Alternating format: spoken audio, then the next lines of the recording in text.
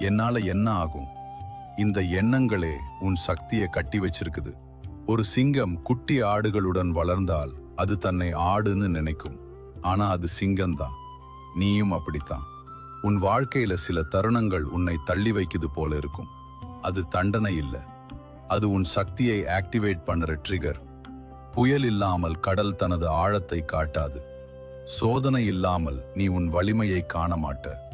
ஒரு நாள் நீ திடீர்னு உன்னை நீயே கேட்ப, நான் இவ்வளோ நாளா யாருக்காக வாழ்றேன்?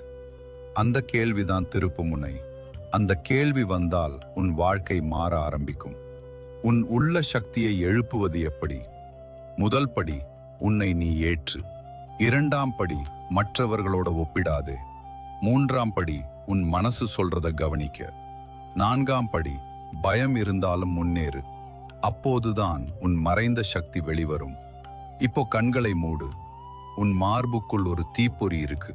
அது சின்னதாக இருக்கலாம், ஆனா அது அணையவில்லை. அது காத்திருக்குது. நீ அதை நம்பும் தருணத்துக்காக. மெதுவா சொல்லு, நான் சாதாரணவன் அல்ல. என் உள்ளத்தில் சக்தி இருக்கு. நான் பயப்பட மாட்டேன். நான் எழுவேன்.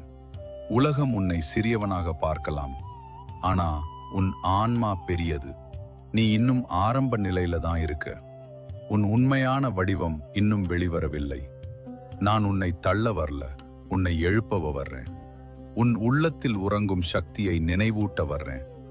நீ சாதாரண வாழ்க்கைக்காக பிறக்கல. நீ உன் விதியை உருவாக்க பிறந்தவன். நான் சிவன். ஓம் நமச்சிவாய.